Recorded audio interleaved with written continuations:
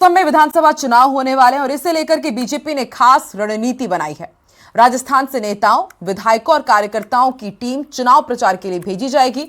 असम में दरअसल बड़ी संख्या में प्रवासी राजस्थानी बसे हुए हैं और इनको साधने के लिए खास तौर पर यह प्लान तैयार किया गया है। देखिए रिपोर्ट। असम चुनाव में राजस्थान कनेक्शन, प्रवासी वोट बैंक पर बीजेपी की नजर। राजस्थान से जाएगी प्रचार टीम।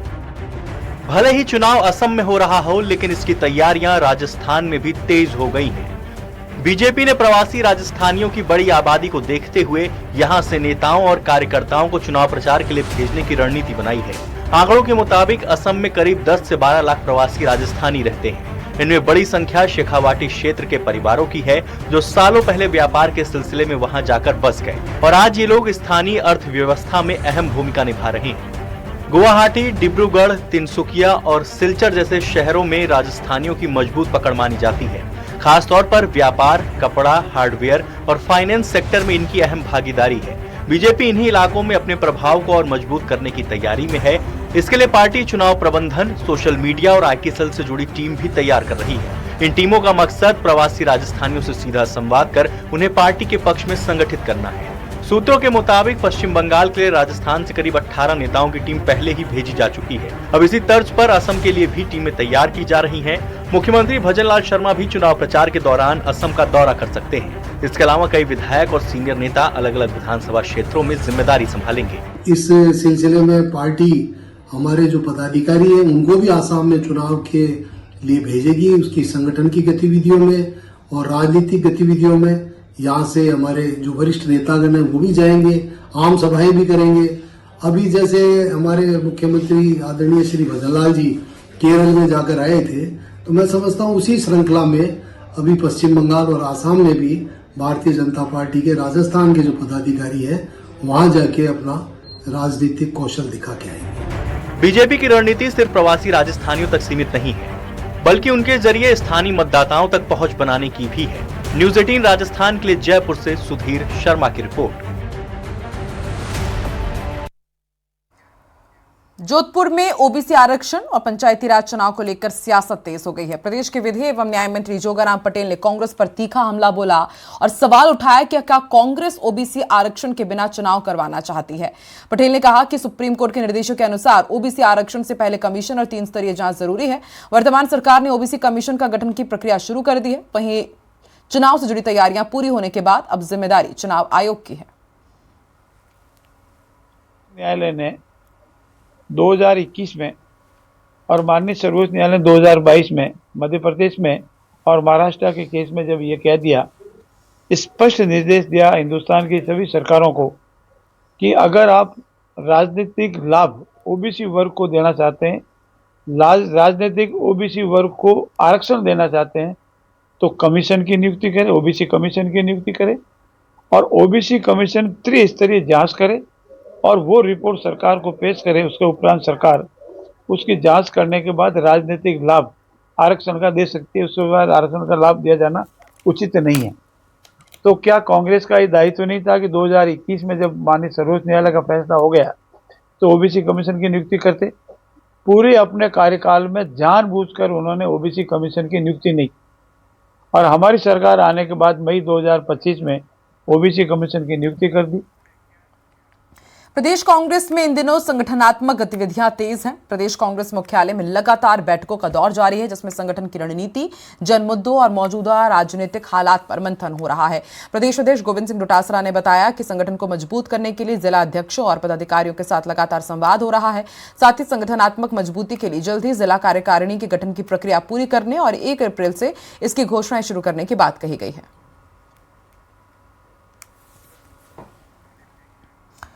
तो राज्य में रसोई गैस की आपूर्ति को लेकर सरकार अलर्ट है। सचिवालय में मुख्य सचिव बी श्रीनिवास की अध्यक्षता में समीक्षा बैठक आयोजित की गई, जिसमें प्रदेश भर में एलपीजी की उपलब्धता और सप्लाई व्यवस्था की स्थिति पर चर्चा हुई। बैठक में घरेलू उपभोक्ताओं को समय पर गैस सिलेंडर उपलब्ध कराने, साथ ही संभावित कमी को देखते हुए आवश्यक तैयारी रखने के निर्देश दिए गए हैं। सरकार ने गैस एजेंसियों और आपूर्ति तंत्र के बीच बेहतर समन्वय बनाने और ग्रामीण क्षेत्रों में सप्लाई मजबूत करने पर भी फोकस किया।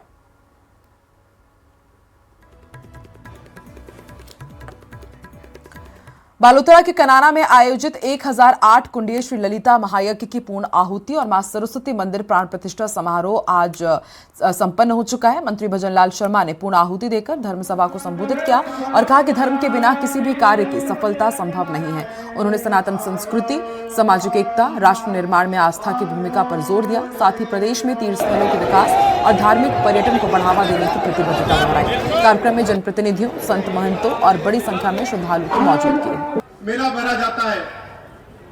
माननीय मुख्यमंत्री महोदय,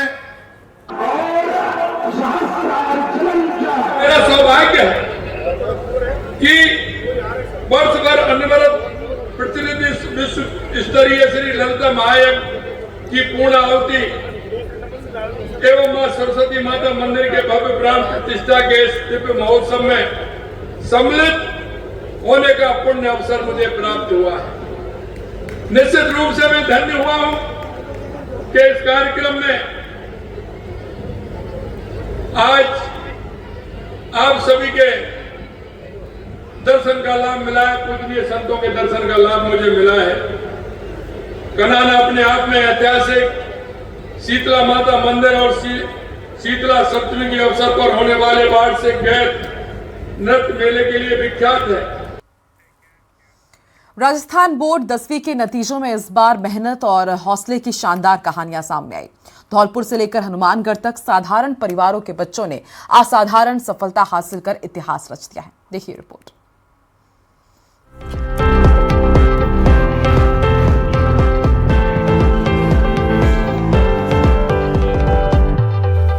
मेहनत की उड़ान, सपनों को मिली पहचान।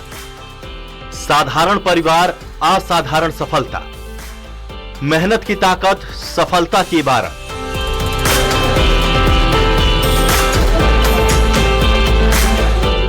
जब मेहनत सफलता की कहानी लिखती है तो परिणाम हमेशा असाधारण होता है और ये बातें सच साबित होती हैं राजस्थान बोर्ड के 10वीं के रिजल्ट से। हनुमानगढ़ जिले के दुर्जाना गांव की बेटी पल्लवी साहू 99.17% अंक लाकर जिले की टॉपर बनी। पल्लवी के पिता उसी स्कूल में बस ड्राइवर हैं जहां पढ़कर उन्होंने ये उपलब्धि हासिल की है। पल्लवी की सफलता से परिवार, स्कूल स्टाफ और पूरे गांव में खुशी का माहौल है। पल्लवी का सपना आईआईटी में दाखिला लेकर बड़ा मुकाम हासिल करना है। बहुत अच्छी तैयारियां रही, स्कूल साथी ने भी बहुत साथ दिया, मैंने भी पूरी मेहनत की है, मेरे पेरेंट्स ने भी मेरा बहुत साथ दिया है। इस वजह से मेरे 99.17 आ पाए। पढ़ाई का शेड्यूल कैसा रहा? पढ़ाई का शेड्यूल, बाकी कंसिस्टेंसी मैटर करती है। आप 1 घंटा पढ़ रहे हो, कितना फोकस से पढ़ रहे हो, आपकी कैचिंग पावर कैसी है, वैसे उस हिसाब से पढ़ती थी मैम। इसी तरह धौलपुर के सरमुथरा कस्बे के उत्कर्ष जिंदल ने 97% अंक हासिल कर उपखंड में पहला स्थान पाया। एक साधारण परिवार से आने वाले उत्कर्ष ने अपनी मेहनत से मुकाम हासिल किया है। उनके पिता परमानंद जिंदल कस्बे में जूस की दुकान चलाते हैं, मां हाउसवाइफ हैं। उत्कर्ष ने बताया कि उन्होंने रोजाना 8 से 10 घंटे पढ़ाई कर इस सफलता को हासिल किया। उनका सपना इंजीनियर बनकर देश की सेवा करना है। सफलता में मेरा ही नहीं, मेरे गुरुजनों, मेरे माता पिता का भी काफी सहयोग रहा है। जालौर से भी एक प्रेरणादायक कहानी सामने आई है। यहाँ हर्षवर्धन ने 10वीं बोर्ड परीक्षा में 95.33% अंक हासिल कर परिवार और जिले का नाम रोशन किया है। हर्षवर्धन के पिता मजदूरी करते हैं और मां एक स्कूल में प्यून है। सीमित संसाधनों के बावजूद परिवार ने हमेशा अपने बेटे की पढ़ाई को प्राथमिकता दी और हर संभव सहयोग किया। तैयारी तो मैंने सबसे पहले वो कॉन्सेप्ट क्लियर करने की कोशिश की, फिर पढ़ाई पर फोकस किया कि जितना हो सके मैं पूरा सिलेबस क्लियर कर सकूं और सारे जो टीचर्स थे उन्होंने मेरी बातें मदद की। इन बच्चों की सफलता ये साबित करती है कि हालात चाहे जैसे हों, अगर मेहनत और लगन सच्ची हो तो सफलता जरूर मिलती है। Bureau report, news 18 Rajasthan.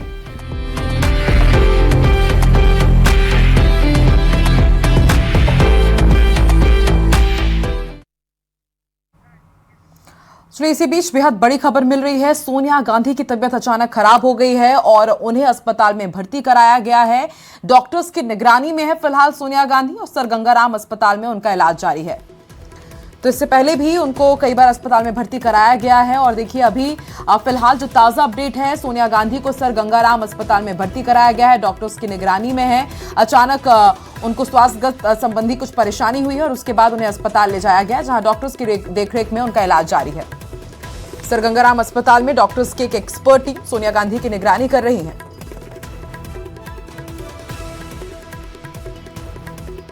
तो इस वक्त की बड़ी खबर, सोनिया गांधी की तबीयत खराब बताई जा रही है, सर गंगाराम अस्पताल में उनका इलाज जारी है।